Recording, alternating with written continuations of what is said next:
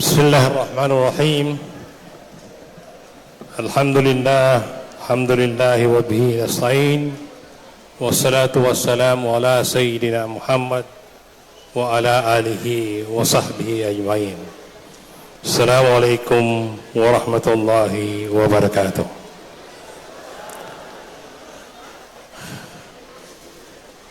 Una sa lahat, mga minamahal kong Bangsamoro, mga kasamahan sa struggle at jihad, fi sabilillah, mga kasapi, kandidato at mga leader ng United Bangsamoro Justice Party, mga community leaders, kabataan, kababaihan at lahat ng ating mga kababayan. Magandang hapon sa inyo muli. Assalamualaikum warahmatullahi wabarakatuh. Alam natin na mahaba ang kinalakay natin. Bago natin marating itong narating natin ngayon. Ang struggle natin ay nagsimula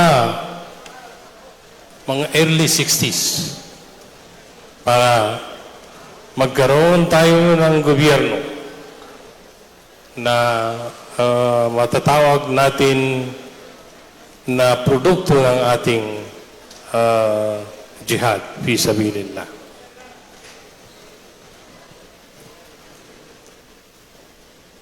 Kung babalikan natin ang mga pangyayari,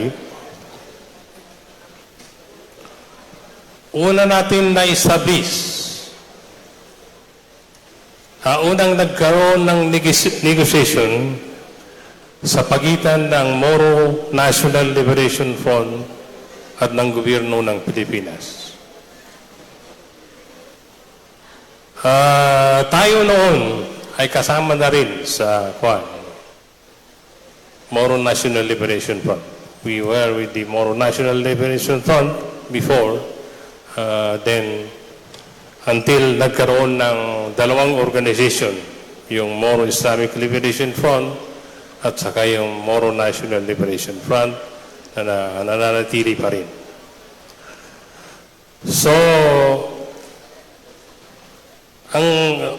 ang tanging pagkakaiba ng MNLF at saka MILF ay yung MILF ay nag-focus, yung MNLF is nag-focus sa nationalism, yung promotion of national identity. Yung national identity natin as Moro. So, kaya nagkaroon ng unang gobyerno, yung Autonomous Region in Muslim Mindanao, ARMM. So, after that negotiation, nagkaroon ng another negotiation from the MNLF, nagkaroon na ng MILF, at nagkaroon na rin ng negotiation with the MILF, parang continuation na ng negotiation ng MNLF at negotiation na sa gobyerno ng Pilipinas. So, after the negotiation of the MILF and the government of the Philippines, doon na-revise yung pangalan ng autonomy from ARMM, Autonomous Region in Muslim Mindanao, to Bangsamoro, Autonomous Region in Muslim Mindanao. So yung medyo pagkakaiba lang, more nationalism yung unang autonomy. Then yung sumunod na autonomy is mayroong color ng Islam, yung ideology ng mga Moro. So yun ang medyo pagkakaiba. So, but anyway, yung struggle is a struggle of the Moro people. During the struggle of the MNLF, lahat din ng membro ng MILF kasama rin doon sa struggle ng MNLF.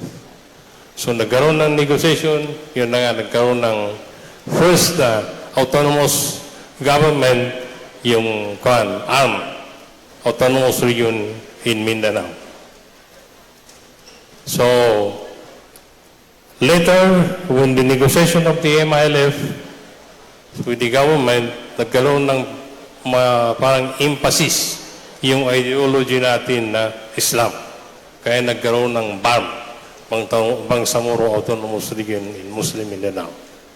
So yung short na historical background kung paano natin na-achieve itong Bangsamoro Autonomous Region in Muslim Mindanao. So, this is the fruit of our struggle. Kasi, struggle ng Bangsamoro nagsimula pa sa ating mga kanununuan. Yung pa. Kasi, actually, ang struggle ng mga Bangsamoro is basically in defense of Islam. Kasi, ang Islam ay dumating sa atin, if we recall it correctly, ang arrival of Islam is 1380. Na-introduce sa Simunul sa Aydad. So yung naging kwan ito is yung mga sarif at saka yung mga leader din ng kwan. So 1380 ito ang arrival ng Islam dito sa atin. Ang arrival ng Christianity is 1565.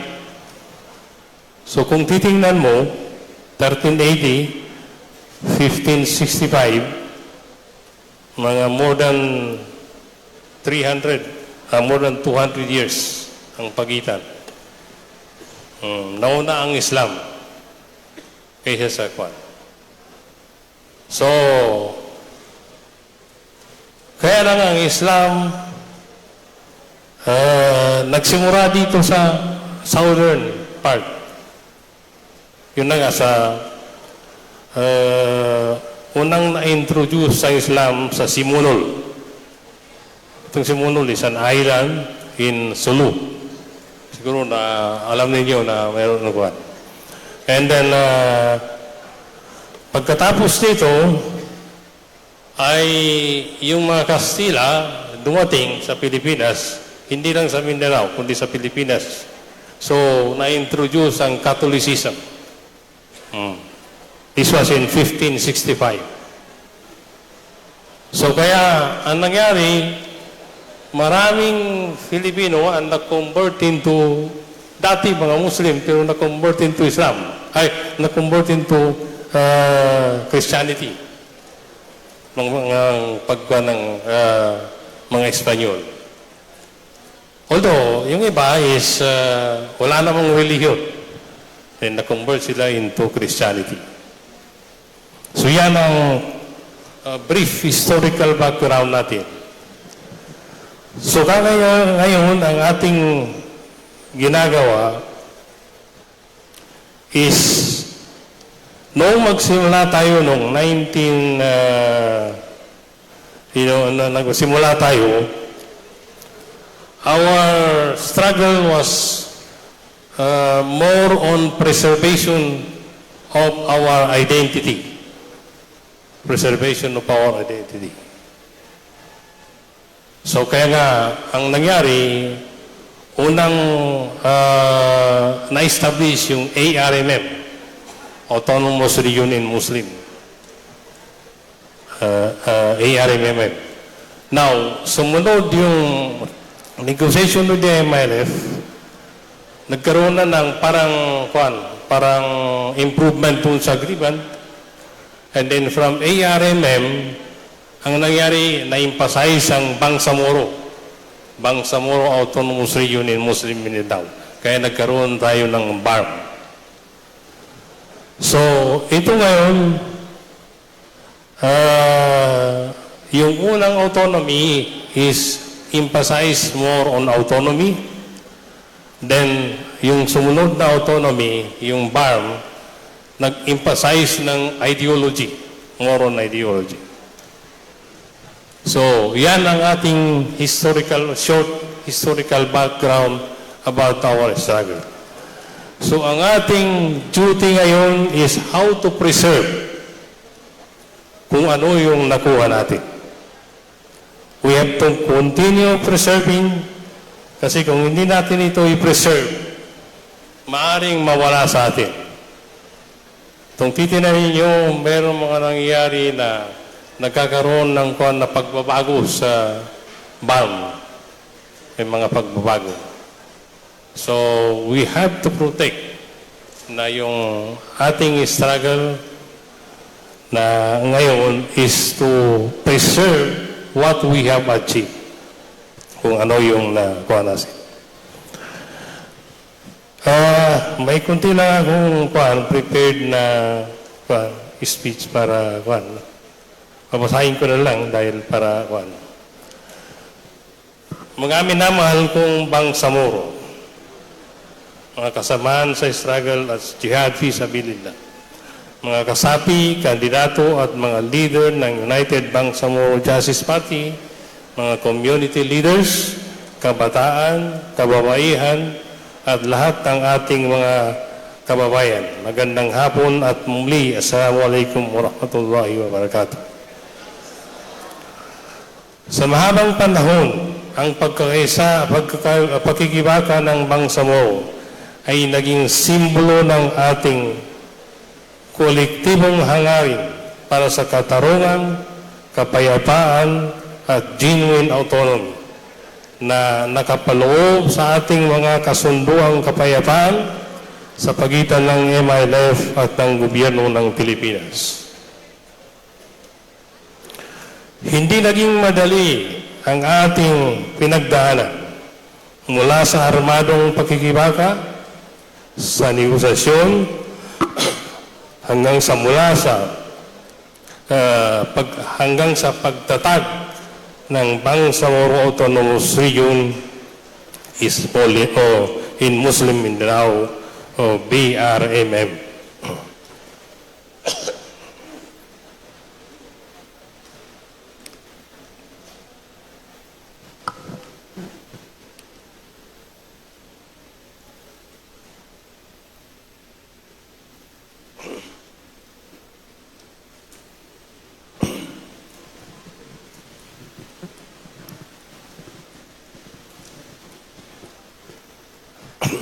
Lahat ng ito ay bunga ng sakripisyo,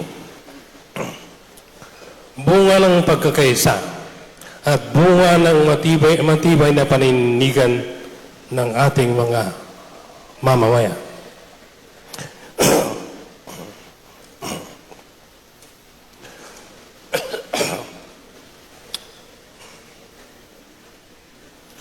Hindi natin ito maaabot kung hindi tayo nagsakripisyo. Maraming buhay ang naibuwis natin.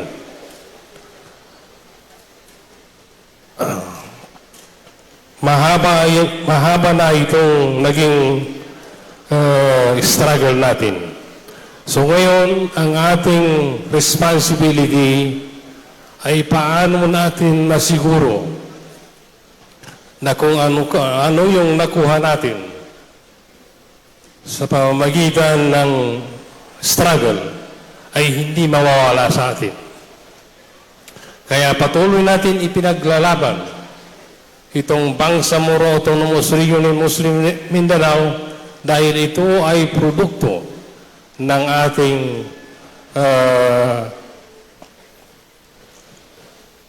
paglaban na pagkikibaka. Sa ngayon, itong BAM ay basically, ang gobyerno is appointed by the government. So, we are pushing for an election kasi nakikita natin na importante yung mamamahala sa BAM ay yung kung sino pinipili ng Bangsamoro people. So kaya we are pushing for an election. Mas maganda na yung mayroong election. Kasi nakikita natin is habang walang election, yung manipulation ng national government is very strong sa atin. Kasi kaya nilang kwan. Anytime gusto nilang palitan, kung sino yung nandyan, papalitan nila, pwede nilang palitan. Pero pagka-election, lahat ibinoto ng mga tao, then hindi yun napapalitan hanggang hindi rin iboboto yung papalit. So kaya that is why we are trying to push na magkaroon na ng election. Sa ngayon, nag-declare na ang national government, hopefully, na magkakaroon ng election by, ano ba yung declare niya? 1986? September. Itong this coming September. So hopefully, matuloy yun na magkaroon na tayo ng para maging normal na yung gobyerno natin. Hindi na masyadong namamanipulate ng national government. So we hope na matuloy itong election, and itong election is magkaiba sa ibang election. Kasi ito parliamentary na ang bubutuhan ay yung party na kakandidato. Hindi yung nominees ang bubutuhan. Every party magkaroon ng nominees. Pero hindi yun ang bubutuhan. Ang bubutuhan ay yung party. So hopefully yun ang understanding natin na ganoon ang parliamentary election. So ibig sabihin, ang kailangan natin i-strengthen yung boto ng United Bangsamoro Justice Party. Kasi sa dami ng boto na makuha ng UBJP, yun din ang dami ng MP na may pasok sa gobyerno. So yung dami ng MP among the nominee ng UBJP, sila ang magdedetermine kung sino ang chief minister, kung sino ang mga ahawak sa mga ministry. So, yung membro ng parliament na majority, yun ang magiging mag-dictate kung sino ang chief minister, sino ang mga membro ng parliament, sino ang hahawak ng mga department. So, hopefully, ay magkaroon tayo ng election, and then we will see. We hope na posibleng may mga party na magkuhan ng kandidato, and then sa huli, titingnan kung sino yung majority ang naipanalo, kung sino ang pinakamarami ang naipanalo.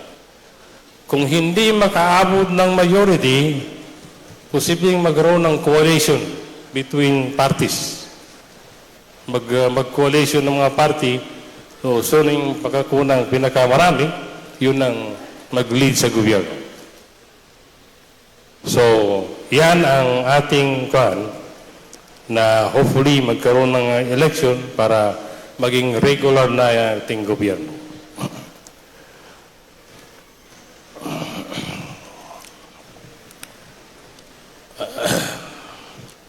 Ngayon, tayo ay nasa isang bagong yugto ng ating kasaysayan. Ang darating na halalan sa BARM ay hindi lamang isang simpleng proseso ng pagpili ng mga leader. Ito ay isang makasaysayang hakbang, isang konkretong patunay ng ating pakikibaka ay umuusad mula sa larangan ng digmaan patungo sa larangan ng demokrasya.